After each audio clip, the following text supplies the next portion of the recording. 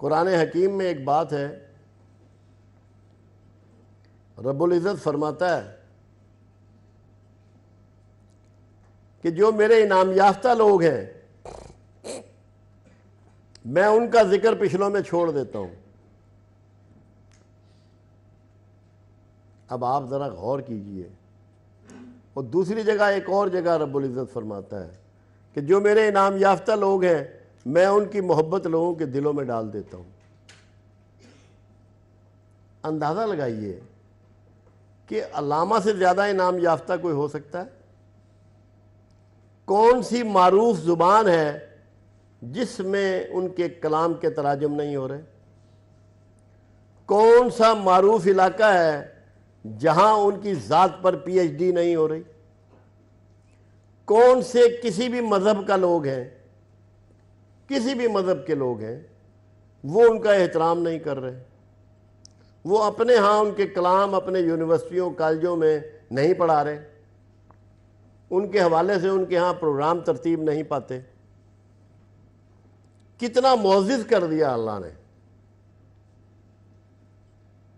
کیا یہ بغیر سبب کے ہوگا کہ علامہ کو اللہ پروردگار عالم نے اتنا معزز کر دیا کہ اس کا نام پچھلوں میں چھوڑ دیا اور بے حساب چھوڑ دیا؟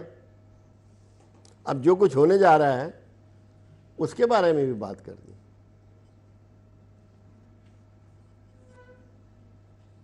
مسلمان کو مسلمان کر دیا طوفان مغرب نے۔ طوفان مغرب آ رہا ہے، آپ سے نفرت کی جا رہی ہے، آپ کے دین میں گڑبڑ کی جا رہی ہے، اور یہیں وہ حالات پیدا ہوں گے کہ آپ صحیح معنوں میں مسلمان کے روپ میں آ جائیں گے، مسلمان بن جائیں گے۔ تو اتنا معزز کیسے ہو گیا علامہ؟ شاید تو دنیا میں بہت سے ہوئے، مگر کچھ ایسی باتیں ہوتی ہیں جو اس کائنات میں کسی کو بہت ممتاز کر دیتے ہیں۔ پروردگار عالم نے جب کریشن کی تو جتنی چیزیں تخلیق کی ان سب سے حضرت انسان کو سجدہ کروایا، سب نے آدم کو سجدہ کیا۔ یہ معزز کیا انسان کو کہ ساری چیزیں تیری فرما برداری کریں گی، تیرے آگے سرنگو ہوں گی، اور تو جس سے جو چاہے کام لینا چاہے لے سکے گا، مگر تیرا سر جو ہے یہ صرف میرے حضور جھکنے کے لیے ہے۔ تیرا سر میرے علاوہ کہیں جھکے گا تو تیری خودی قائم نہیں رہے گی، تیری غیرت قائم نہیں رہے گی۔ تو خودی بنیادی طور پہ ہمارا یہ شرف ہے، اس کو علامہ نے سمجھانے کی کوشش کی ہے کہ تیرا سر اللہ کے حضور کے علاوہ کسی کے آگے جھکنا نہیں چاہیے۔ اگر تو کسی اور کو حاجت روا سمجھے گا، اللہ کے علاوہ دوسروں سے استناد طلب کرے گا، اللہ کے علاوہ کہیں سے امیدیں وابستہ کرے گا، کسی کی خوشامد کرے گا، تو خود ہی تیرے ہاتھ سے نکل جائے گی۔ انسان کی بنیادی حمیت اور غیرت کا عنوان انہوں نے خودی سے تعبیر کیا۔ تو خودی بنیادی طور پر صرف خالق سے وابستہ ہو جانے کا نام ہے، اپنی حاجات کے لیے، اپنی ضروریات کے لیے، اپنی احتیاج کے لیے، جو کہ قرآن کا بھی ایک مضمون ہے۔ سورہ فاتحہ میں آتا ہے ایاک نعبد و ایاک نستعین۔ یہی ہماری خودی ہے کہ اسی کی عبادت کریں اور اسی سے مدد مانگیں۔ علامہ نے توحید کا یہ بہترین مضمون ہے جو آپ تک پہنچایا، آپ کو سکھایا، آپ کو سمجھایا، خودداری اور خودی کے حوالے سے۔ یہ کوئی انا پرستی یا ایگو کا میٹر نہیں تھا۔ تو خودی کو علامہ نے بہت اعلیٰ طریقے سے بیان کیا، بلکہ خود قرآن حکیم میں ایک بات پروردگار نے کہی کہ تم ان سے مانگتے ہو جو پیدا کیے گئے، اور جنہوں نے کچھ بھی پیدا نہیں کیا اس سے مانگو جس نے سب کو پیدا کیا، جس کو کسی نے پیدا نہیں کیا۔ اسی مضمون کو، اسی طریق کو علامہ نے خود ہی میں پیش کیا اور بہترین فلاسفہ انداز میں توحید کو واضح کیا۔ توحید کا جس طریقے سے پرچار علامہ نے کیا، اللہ کو یہ انداز بڑا پسند آیا، اور ان کے معزز ہونے میں اس کا بھی بہت بڑا رول ہے، خودی کے فلسفے کا بھی، کیونکہ توحید کو جس خوبصورت انداز سے انہوں نے بیان کیا، اس سے پہلے کسی کو یہ حصہ نہیں ملا۔ یہ وہ فلسفی ہے جو علامہ کی پہچان میں سے ایک پہچان ہے۔ علامہ کی ایک پہچان اور ہے، وہ تصور شاہین ہے۔ نہیں تیرا نشیمن قصر سلطانی کے گنبد پر، تو شاہین ہے بسیرا کر پہاڑوں کی چٹانوں پر۔ پھر ایک اور شعر میں بھی شاہین کی صفت آپ نے بیان فرمائی ہے، دونوں کی پرواز اسی ایک فضا میں، کرگس کا جہاں اور ہے شاہین کا جہاں اور۔ کرگس گدھ کو کہتے ہیں۔ اب ہمیں تقابلہ پیش کر دیا انہوں نے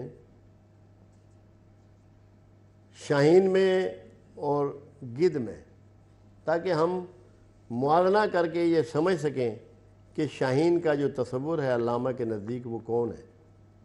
آپ سب شاہین بچے ہیں، آپ کو علامہ شاہین دیکھنا چاہتا ہے، امت کے ہر نوجوان کو علامہ شاہین دیکھنا چاہتا ہے، وہ نوجوان میل ہو یا فیمیل ہو، بیٹیاں ہوں یا بیٹے ہوں، اس کا اس نے تصور دیا ہے۔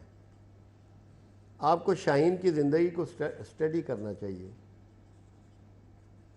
کہ جب کوئی مفکر کوئی پیغام دیتا ہے تو اگر آپ شاہین کی صفات نہیں جانتے ہوں گے تو کیا اخذ کریں گے کہ علامہ کیا کہنا چاہ رہا تھا یا علامہ نے کیا کہا۔ شاہین کی سب سے بڑی صفت یہ ہے کہ مارا ہوا نہیں کھاتا، اپنا شکار خود کرتا ہے۔ تو اگر آپ لوگوں کی کمائی پہ بھروسہ کریں گے، بھیک پر بھروسہ کریں گے، تو کیا پائیں گے؟ عزت مل جائے گی، وقار مل جائے گا، احترام مل جائے گا، کیا ملے گا آپ کو؟ کیا آپ کے نصیب میں رہ جائے گا؟ اس کے مقابلے میں گدھ جو ہے وہ صرف مردے کھاتا ہے، انتظار کرتا رہتا ہے، فضا میں ایسے چکر لگاتا رہتا ہے، جب دیکھتا ہے کہ جو نیچے جانور یا جو چیز بھی مری پڑی ہے اس میں حرکت بند ہو گئی ہے، تب نیچے اترتا ہے اور اس میں چونچ مارتا ہے۔ زندہ چیز میں چونچ بھی نہیں مارتا۔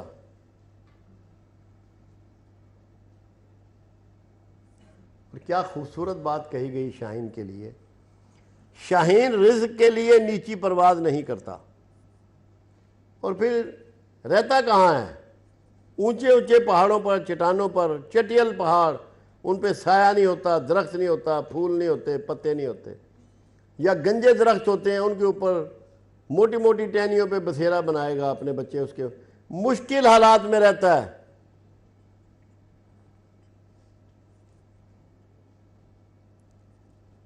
جیسے وہ علامہ نے کہا نا کہ فطرت کے تقاضوں کی کرتا ہے نگہبانی، یا بندہ صحرائی یا مرد کوہستانی۔ یہ مرد کوہستانی ہے شاہین، مشکل حالات میں رہتا ہے، ایک نمونے کا پرندہ ہے جو آپ کو یہ بتایا جا رہا ہے، یہ سکھایا جا رہا ہے کہ آسائشیں کوئی چیز نہیں ہے، اپنا رزق حلال پیدا کرو، اس سے آپ کو اطمینان قلب ہوگا، خود آپ کی نظروں میں اپنی عزت ہو جائے گی۔ اور یقین رکھیے اس بات کو، آپ